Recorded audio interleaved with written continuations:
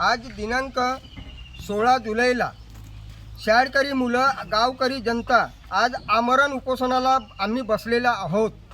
त्यामागचं कारणही असं आहे, 1 वर्ष लोटूनसुद्धा शासनानं, प्रशासनानं आम्हाला जे लेखी आश्वासन दिलं होतं की आम्ही तुमचा रोड येत्या काही 6 महिन्यामध्ये पूर्ण करू. त्यानंतर त्यांनी इस्टिमेट आणि अन्य कागदपत्र हे समथिंग 54 लाखाचे तयार केले. आता 54 लाखाचे तयार केल्यानंतर आज ना उद्या रोड पूर्ण होईल ह्या आशेनं आजपर्यंत होतून आज पाऊस लागला. पाऊस लागल्यानंतरही त्या रोडचं काम अजूनपर्यंत चालू झालेला नाही.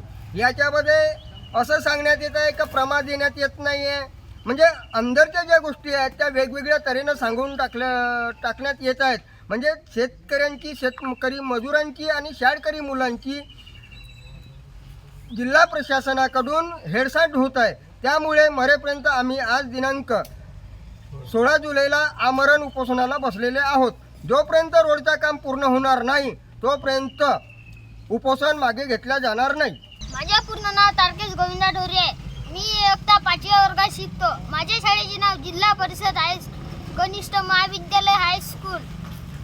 आम्ही शाळेत येताना कंबरभर पाणी पार करावे लागते आणि मागच्या वर्षी पण आम्ही उपोषण मांडलो होतो तरी प्रशासन लक्ष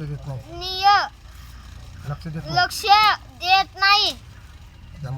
त्यामुळे आम्ही आज 16 जुलै ला उपोषणाला बसलो आहोत. तरी प्रशासनाने दखल घ्यावी.